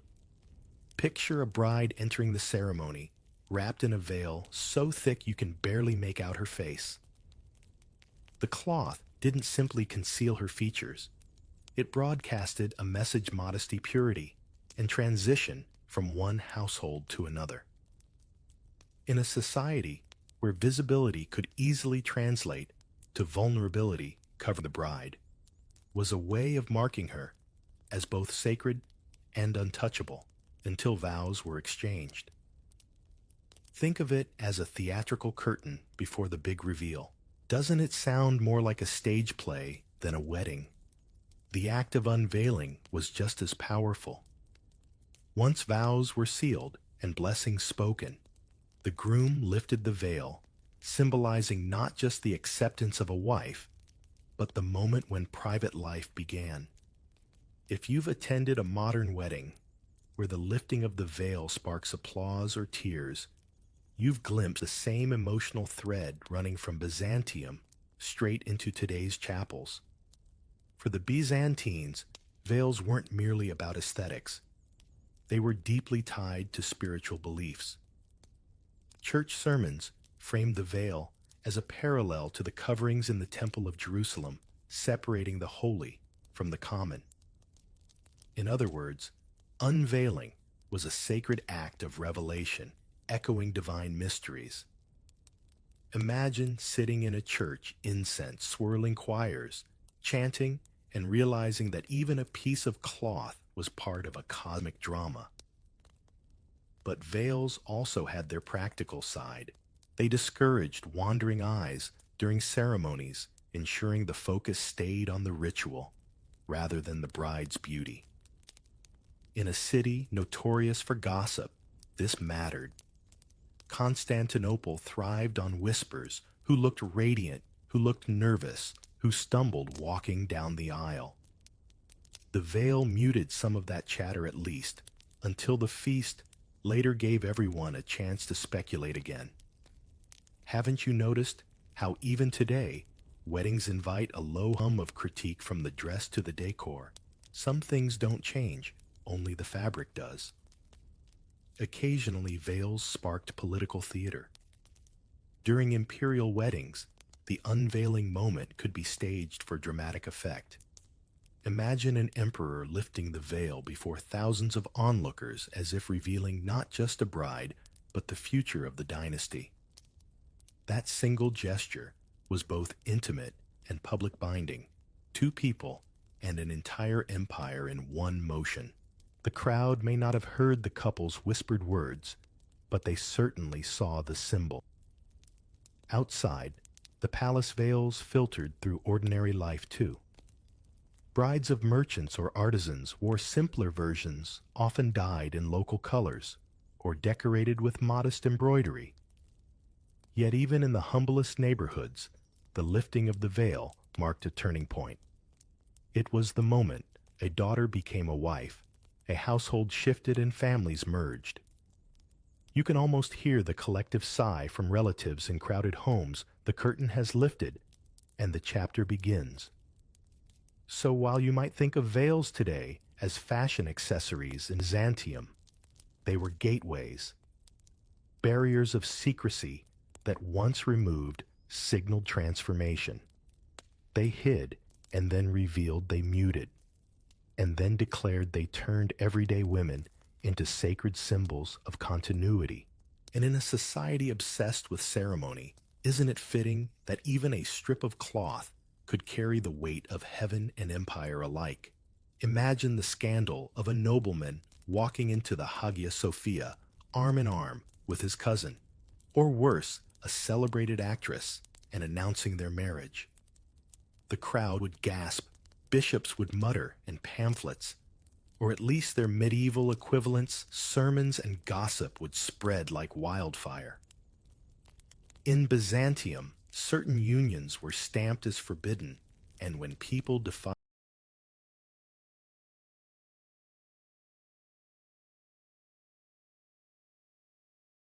the rules, the fallout was spectacular.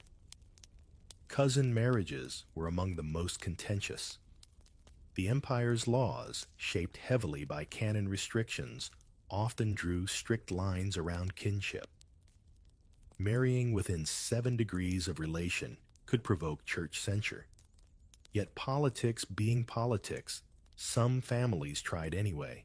Powerful clans preferred to keep wealth and influence in-house, and what better way than marrying relatives? It's the classic tug of war between regulation and ambition. Picture a family dinner where everyone insists they're just following tradition, while the priest at the end of the table clears his throat in disapproval. Even more shocking were marriages involving actresses. In Byzantine society, actors were admired on stage, but scorned off if considered morally suspect. For an emperor or aristocrat to marry one was to scandalize the empire. The most famous case, Emperor Justinian I in the 6th century, who fell in love with Theodora, a former actress. Their union sent shockwaves through Constantinople. Many elites sneered, yet history crowned Theodora as one of the most powerful empresses, co-ruling with Justinian and shaping laws that protected women and the poor. Doesn't it make you wonder how many scandalous unions actually redefined societies for the better? Foreign marriages also carried tension. Byzantine pride in Roman heritage meant suspicion toward outsiders, especially when high-ranking men married foreign women. Diplomacy sometimes required alliances with Bulgarians, Rus, or even Latins, but the whispers never stopped. Was the bride loyal to Byzantium, or was she a spy for her homeland? Imagine every Thanksgiving dinner conversation overshadowed by someone asking, but where does her allegiance truly lie? The paranoia could be exhausting, but it reveals how marriage wasn't just personal. It was geopolitics in miniature. Then there were unions that defied social status. A soldier rising through the ranks might marry into a noble family, and tongues would wag did he deserve her. Was the match proper? While love stories occasionally triumphed, most of these marriages endured endless scrutiny. In a society built on hierarchy, forbidden unions didn't only break rules, they threatened the invisible walls separating classes. And if you've ever noticed how people today still gossip when celebrities marry beneath their fame, the Byzantine echoes are clear. The church wielded enormous influence in labeling marriages licit or illicit. Priests could annul unions deemed too close in kinship or too scandalous in circumstance. Families bent rules with bribes, clever interpretations, or sheer defiance. But the risk was real: excommunication, social ostracism, even riots. Think about it. Would you risk your social standing for the person you loved? Many did, and their names still ripple through Byzantine history. Yet for all the restrictions, forbidden marriages also highlighted the cracks in the system. Theodora's story, for instance, revealed how rules intended to preserve purity often masked deeper prejudices. By challenging them, couples exposed the hypocrisy of a society that preached sanctity while practicing power politics. And isn't it ironic that the unions once branded as disgraceful are now remembered as some of the empire's most transformative? In the end, forbidden marriages in Byzantium were more than personal scandals. They were stages where morality, ambition, and rebellion played out under the eyes of church and empire. Some were crushed, others endured, and a few like Justinian and Theodora changed the very fabric of history. If forbidden unions stirred drama in the empire, divorce took that tension and cranked it up another notch. Officially, Byzantine canon law insisted marriage was a sacred bond, indissoluble except under rare and tightly defined circumstances. The Church called it holy eternal, meant to mirror Christ's union with the Church itself. Sounds airtight, doesn't it? But human ambition, greed, and sheer incompatibility often found cracks in the wall. Loopholes crept in, and soon the whispered question in Constantinople wasn't can they divorce, but how much will it cost to bend the rules? The law technically allowed divorce only in extreme cases: adultery, abandonment, heresy, or impotence. And even then, church authorities frowned. Yet history shows that wealthy or powerful families could maneuver their way out of inconvenient marriages. Bribes to clerics, carefully staged accusations, or even petitions to the emperor himself opened doors that seemed firmly locked. It makes you think, was Byzantine divorce really about morality, or about who could play the system? Best emperors themselves often pushed boundaries. Consider Leo VI, nicknamed the Wise. His marital history reads less like a hymn and more like a soap opera. After 3 wives died, he married a 4th, which the church strictly forbade. To get away with it, he leaned heavily on his imperial authority and the support of certain clergy. The scandal nearly tore church and state apart, forcing compromises that shaped Byzantine marriage law for decades. Doesn't it sound eerily like leaders today bending regulations in the name of necessity? For ordinary citizens, divorce was much harder. A merchant in Constantinople or a farmer in Thrace couldn't simply slide gold across a table to a bishop. Instead, they endured miserable unions or sought clandestine separations. Records reveal women sometimes fleeing to convents as a form of escape, turning religious life into a sanctuary from abusive or loveless marriages. In that sense, monasteries doubled as havens for those trapped by the system. Can you imagine the whispers that spread when a young wife disappeared into the cloister overnight? Even when divorce succeeded, the aftermath was thorny. Property had to be divided, dowries reclaimed, and reputations salvaged. Families watched anxiously, knowing that scandal could taint not just the couple, but entire kinship networks.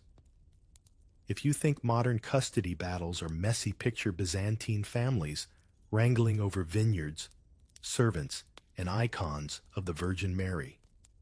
It wasn't just about who gets what, it was about honor and survival. Yet for all its complexity, the Byzantine approach to divorce shows a striking duality.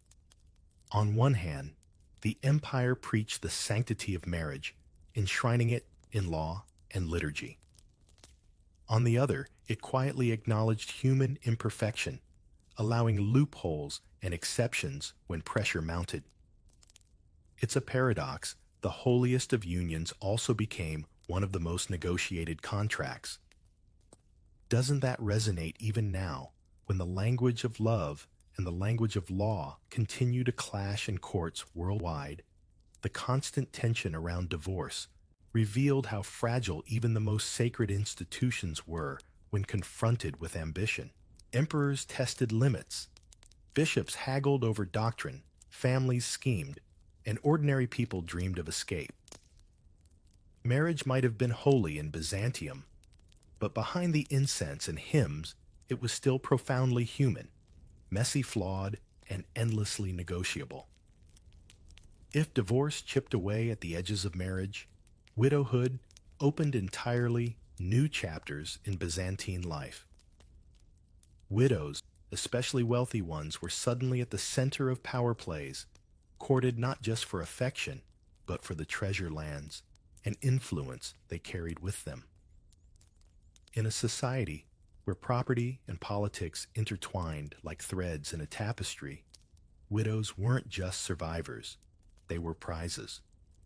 Picture a banquet hall months after a husband's funeral, with suitors lining up, not because the widow is lonely, but because her dowry, her estates, and her social network are still very much alive.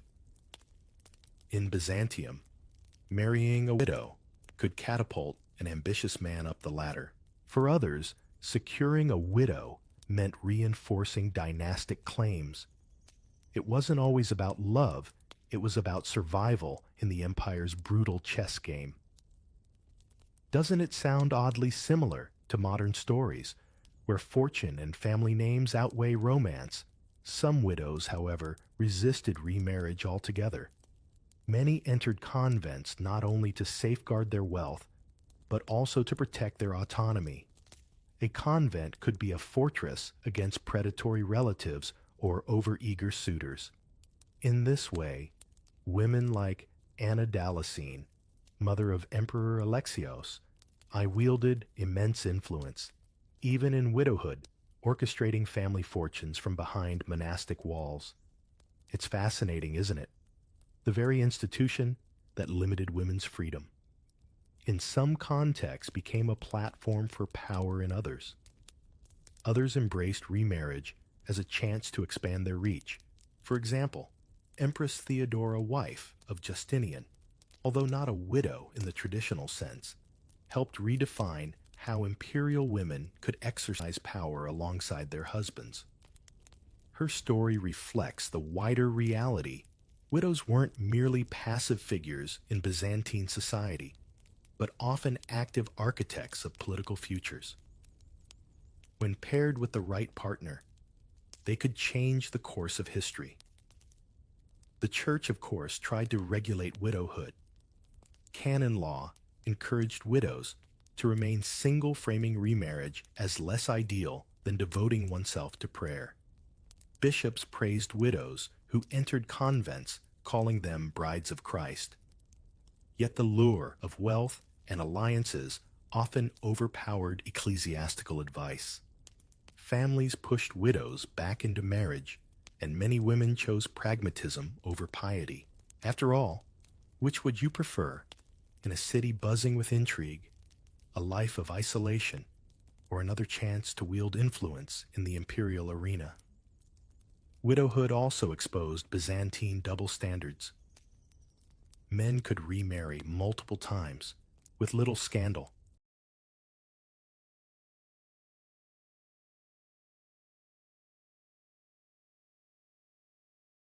while women who remarried too quickly faced whispers of impropriety. A man who remarried was practical. A woman who remarried was greedy or disloyal. The gossip mills of Constantinople churned with stories of widows accused of moving on too soon, regardless of their circumstances. Doesn't it feel familiar how societies often judge women and men by entirely different yardsticks? Even among commoners, widows were valuable. A farmer's widow might inherit land and thus become the target of local suitors eager to secure property. Merchant widows often took over businesses, keeping shops running while balancing the pressure to remarry. In marketplaces, you could spot them, bargaining fiercely, their black veils doing little to hide the steel in their voices. These women weren't merely surviving, they were adapting, reshaping their identities in a city that never stopped watching. So while Byzantine marriage customs often emphasized youthful brides and elaborate rituals, widowhood revealed another truth. Women, even in constrained circumstances, could hold keys to wealth, influence, and legacy. Their choices, whether to remarry, retreat into monasteries, or rule households alone, reshaped families, neighborhoods, and sometimes entire dynasties. Stand beneath the bronze doors of the great church and feel the city's breath on your neck. Every bell toll isn't a love song, it's a countdown. In Byzantium, a wedding is never just yours.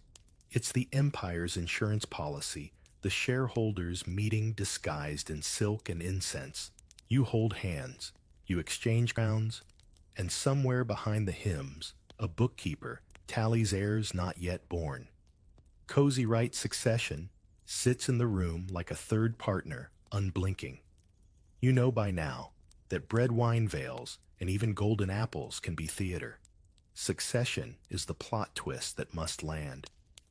A marriage without children, preferably boys, doesn't simply disappoint a family. It threatens the political weather. Courtiers sniff the air for storms, generals weigh loyalties, and distant cousins practice their signatures. You've seen the stakes before. Remember how bride shows doubled as recruitment drives, how dowries welded factions together, how bishops guarded doors like bouncers. All of it funnels here. Can this union keep the purple robe from slipping? Purple, you whisper, and the city hears more than a color. The porphyry chamber in the palace walls, veined with imperial purple turns, birth into branding. A porphyrogenitus purple-born isn't just a baby. He's a clause in the Constitution, a rebuttal to anyone eyeing the throne. Constantine VII wore that title like armor, and it worked. His purple birth insulated him through regency's coups and in-law entanglements. If you're purple-born, your cradle is a political document. If you aren't, you're forever explaining yourself at dinner. Have you ever tried to argue your resume against someone's birth certificate? Byzantium did that for centuries. Dynastic marriages knit the safety net tighter. Basil White married into scandal and spun it into dynasty proof that a clever pairing could launder a reputation. The Komnenoi later turned wedlock into a family firm, Anna Komnene's early betrothal to a future emperor, her eventual marriage to the historian-statesman Nikephoros Bryennios, the whole web of Komnenian cousins marrying governors and generals, each union a line item in the empire's defense budget. You might call it romance. The Chancery called it risk management. If modern mergers came with crowns and choruses, you'd get the picture. The pressure falls hardest on you if you're the bride. The ink on the marriage contract barely dries before the stopwatch starts. Midwives are briefed. Relics are visited. Candles are lit so eagerly that wax spills onto the mosaic floors. Fail to conceive, and the city's rumor mill starts grinding. Is it diet fate, sin, or just bad timing? Success, and you're paraded like a living promise. Delay, and even friendly faces tighten at the corners. Would you like a cup of pomegranate juice, or perhaps 3 different saints' intercessions, just in case the church which crowned you now shadows your cradle? Bishops bless cribs processions, swirl around swaddled bundles, and sermons link your nursery to the stability of Christendom itself. Yet the same clerics who encircle your family with hymns keep a legal toolkit nearby.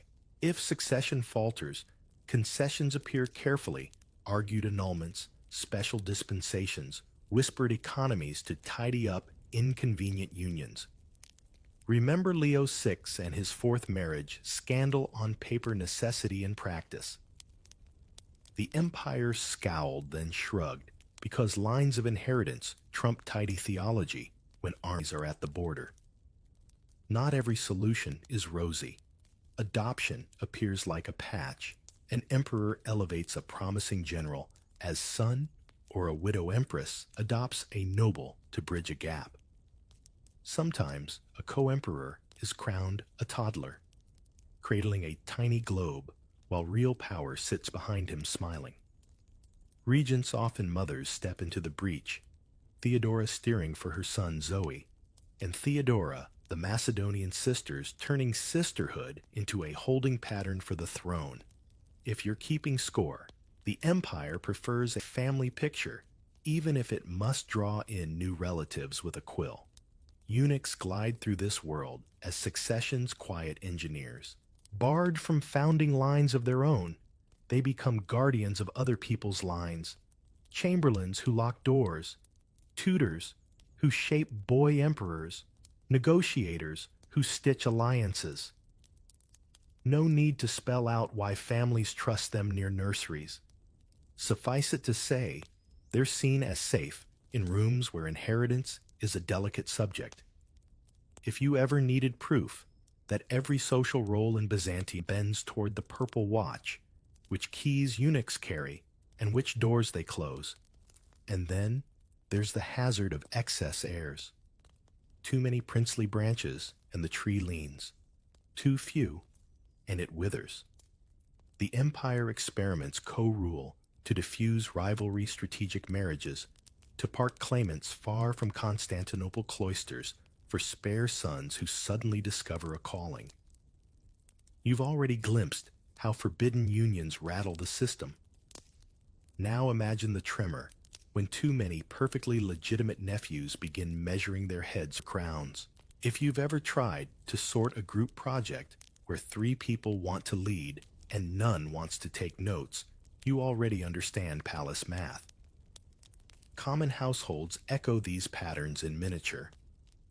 A merchant's workshop needs a son to inherit contracts. A farmer's plot fractures if divided badly. Marriages answer those calculations. One daughter married to a neighbor to keep the field intact. Another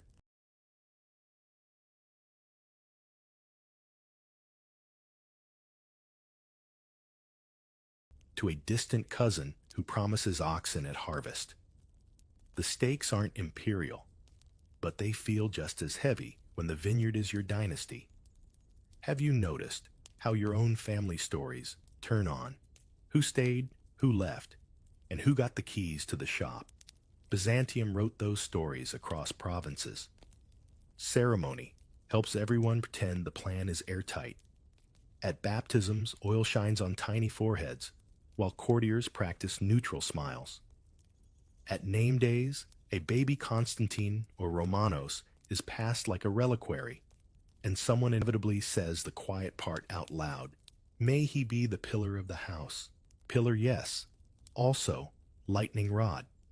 Because the moment a child exists, so does a focal point for hope and conspiracy. Remember the hippodrome crowds who cheered wedding feasts. They cheer births louder. They also sulk harder when the cradle stays empty. Crowd psychology is a Byzantine constant. Today's hymn can become tomorrow's hiss. What about love? Does it vanish under account books and charters? Not always. Here and there, you catch the human pulse, a letter that lingers on a spouse's gentleness, a will that overprotects a daughter, an empress who shields a weak husband like a fortress of silk. But love must learn choreography. It tiptoes around treaties. It keeps pace with processions. It learns to whisper in rooms where walls remember. If you ask whether real affection can survive inside a machine built for succession, Byzantium shrugs and points at couples who managed it, then at those who didn't, and then at the porphyry walls that outlasted them all. When the bells wind down and the palace torches gutter, you walk the corridor that has framed every section.